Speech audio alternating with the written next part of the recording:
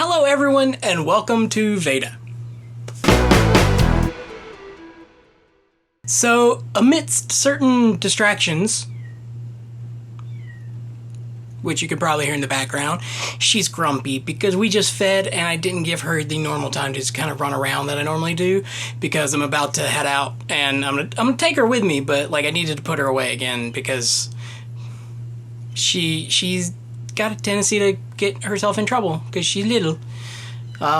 So yeah, she's not happy. Also, she got me really good earlier. I don't know if you can see this, but she caught me really good. She pretty much like lunged into my face, just trying to get out of my hands, and caught me really good with her claw right there. So that's fun. Oh, the joys of pet ownership. So anyway, to the topic of the day, which is The Dark Tower, Book 2, The Drawing of the Three. Yep, I finally finished the second book. And I gotta say, like, this is the second time reading this book, but there was, again, so much that I forgot. Like, I remembered the basic specifics of, Roland having to gather these people from our world and who they were and certain elements that happened within that part of the story. But, like, the specifics of how all that came about, completely, gone from my memory. It's just probably, like, filtered back there somewhere, and now it's fresh in my mind again because I've reread the book. Definitely a different read than The Gunslinger, because this one was thought out as a complete novel instead of a series of short stories like The Gunslinger was. And in this case, I think King had a better idea of where his story was going to go long term.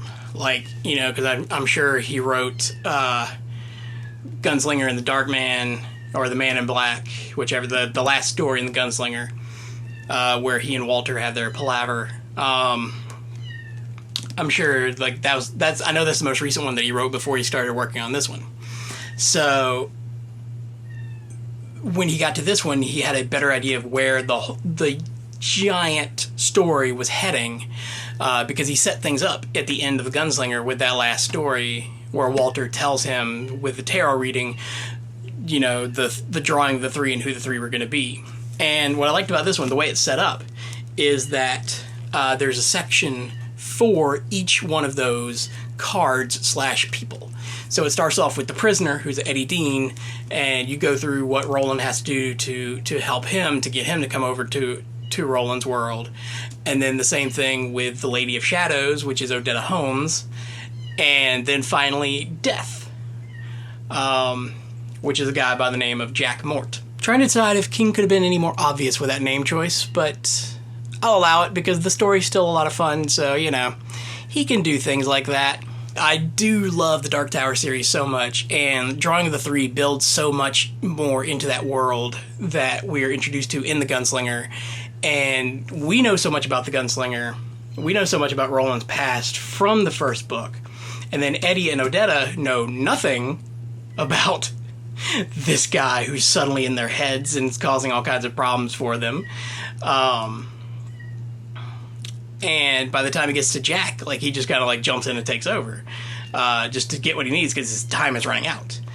But what's also interesting in the way that King sets this book up is the little interstitial moments between the doors.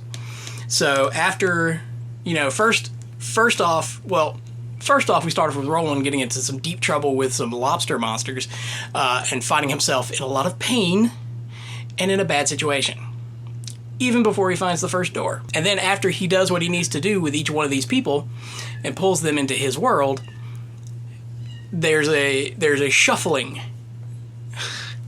Like the cards kind of shuffle and then reshuffle in between doors, which is kind of cool because then you just get to see like what happens in Roland's world now that these people are here and how they're dealing with the fact that all of a sudden they're in, a strange new world with this dude who was in their head 2 seconds ago, and now here he is. Oh my god, what's going on?